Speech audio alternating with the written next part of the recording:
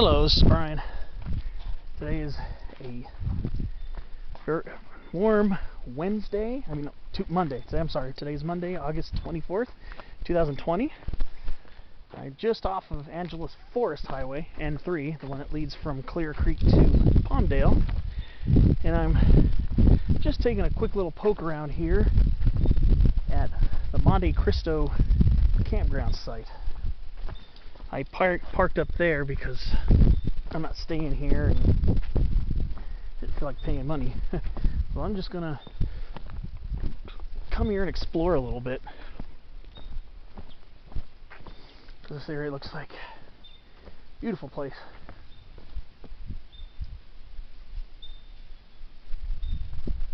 Beautiful place down here. Lots of large old sycamore trees. And let me tell you, boy, does it smell nice down here. Oh, this area smells so great. Never actually been down here before. Oh, California ground squirrel, Otospermophilus beachy. There's a little water running through here. Got little damselflies. Beautiful. This is cool. I like this. So we got a little water running through here. See some little blue damselflies. Beautiful. Wow. We got mugwort, Artemisia douglasiana. This is a beautiful campsite. I would definitely pay money to stay here. I don't know how much it costs. I don't know much about it. I've passed this on Angeles Forest Highway quite a few times. Beautiful over here though.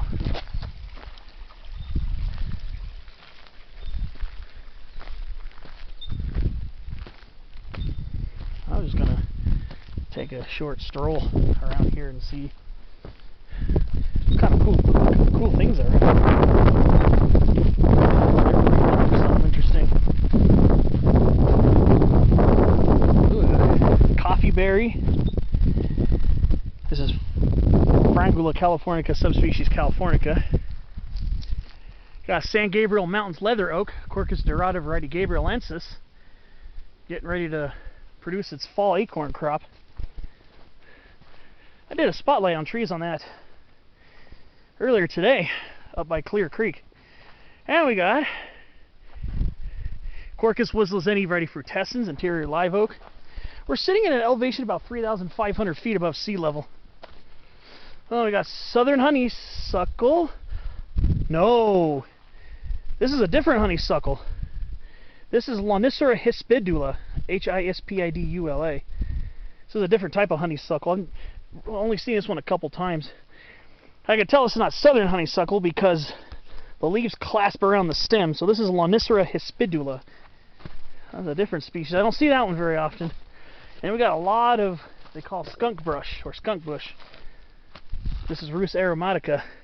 It's a relative of poison oak, but it's not poison oak. 3 leaflets, like poison oak, but the top leaflet, the one in the middle, does not have a petiole, long stalk, like poison oak does. So it looks like we got a very good botanical area here. And at San Gabriel Mountains leather oak, I pointed out, if you watch the spotlight on trees, I actually had to do it in 2 parts because the second part is where I was able to get a close-up of the acorns. But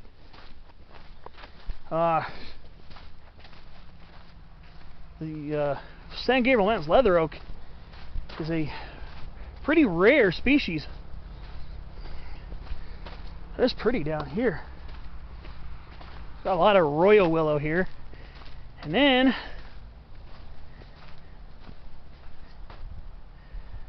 oh, looks like we might have Salix lasiandra, maybe. That's one species I have a hard time telling apart, especially from Salix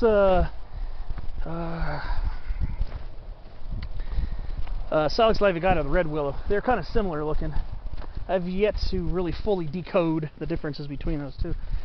And then late August, going into September and October, Solidago velutina, subspecies Californica, the goldenrod.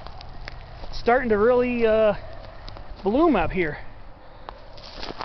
This is a plant I really enjoy seeing. Just starting to bloom.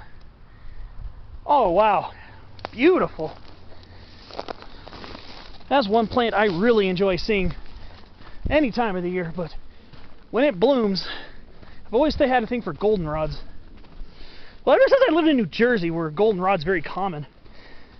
I was born out here in Southern California, but I lived in New Jersey for the greater part of my 20s.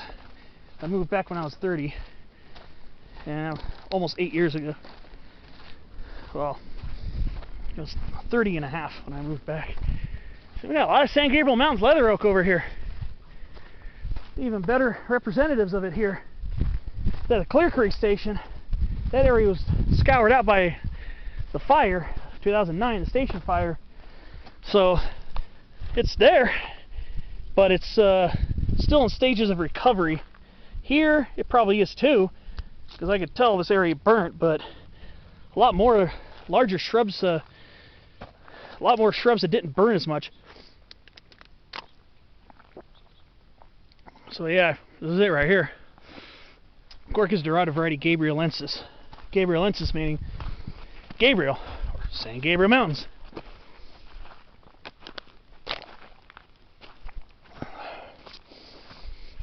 Yeah, let's see. We got Rhamnus ilicifolia. That's the beautiful hollyleaf redberry. And we got another ilicifolia. Here, Rhamnus ilicifolia, hollyleaf redberry, and right next to it, Prunus ilicifolia, subspecies ilicifolia, hollyleaf cherry. Okay.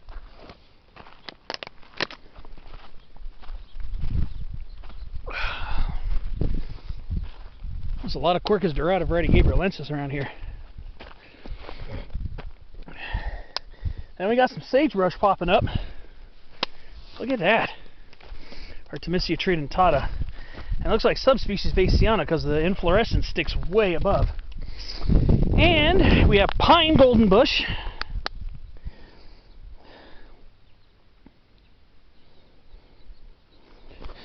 And this is Ericomeria pinifolia. And yes, it smells very resinous like pine. Here's another pine golden bush. And we have another Artemisia, Artemisia dracunculus, wild tarragon. It's supposed to be aromatic. Some people might not smell anything, but then sometimes when you rub the leaves, it actually has a very pungent odor. Not exactly refreshing, in my opinion. It's actually kind of funky. It's just very strong odor.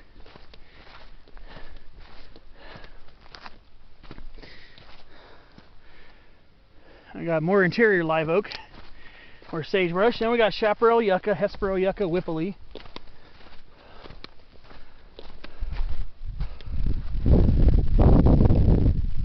And we got something very interesting over here. Oh boy.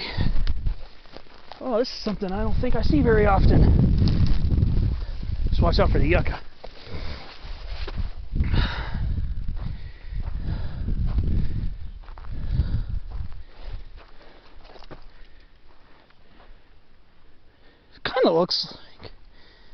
Kind of looks like desert olive.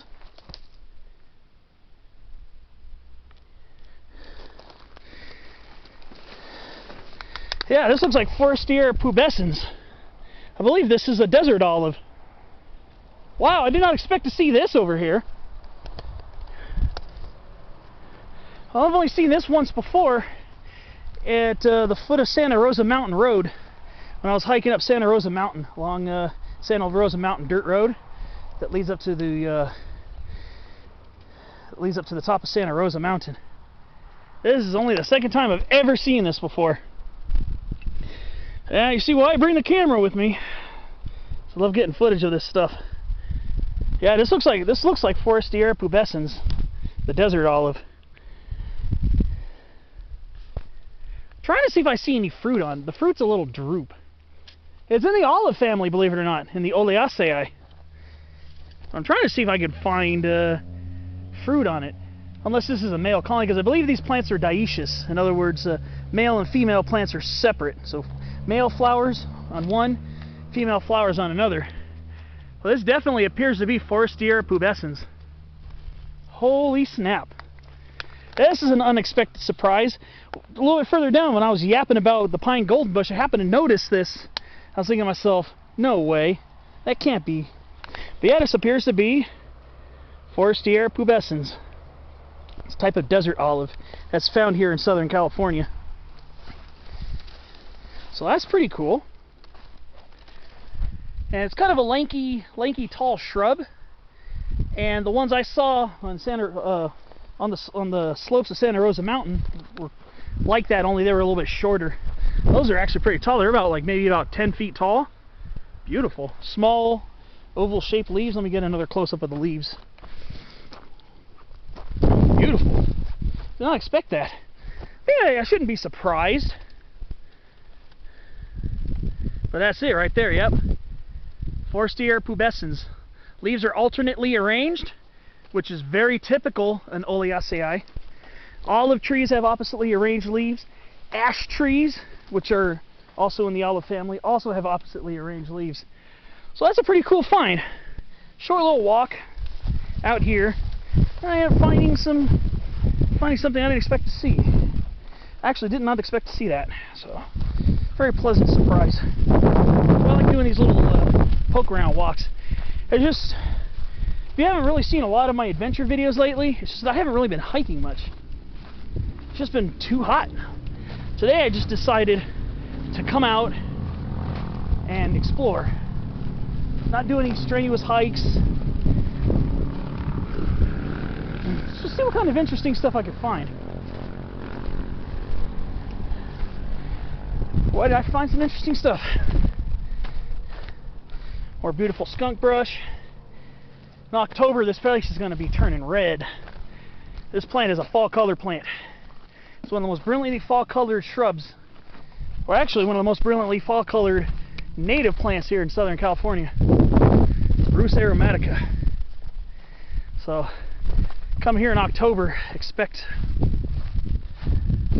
some nice rich colors. Some of them already are putting a hint of it on, because some of them I think lose their leaves. Some of them, I think the ones in the most exposed areas probably lose their leaves a little bit earlier because it's very dry. It's very droughtful out here. It's a very dry area. Then we got blue elderberry, Sambucus nigra variety cerulea. It's another one that has an interesting deciduous habit. See, skunk brush is characterized, Rus aromatica is characterized as winter deciduous. Sheds its leaves in fall, leafless winter, early spring it leaves out. Then in blue elderberry, it could either be drought deciduous or winter deciduous, depending on how dry it is and how high or low your elevation is. Higher up ones go leafless in winter because it's cold. Ones down here might be kind of in between. They do have, a lot of times do have a period of leaflessness in winter. But lower elevations they leaf out much earlier. They benefit from the rainwater. And here's another reason why I know for sure this is not poison oak. These little skunk brushes, these are red fruits, the drupes. You can actually steep them in water and get a kind of like a sour drink that's supposed to be very refreshing. And poison oak has white berry-like fruit. So there you go. That's how I know. And this is kind of a preview of what their fall color is like. Only it'll get more intense as we go into fall. But, wow, this was an interesting little walk. I'm going to go poke around in another spot. But, so this is beautiful out here. There's Angeles Forest Highway. The campground's just over there. And I will see you at my next adventure.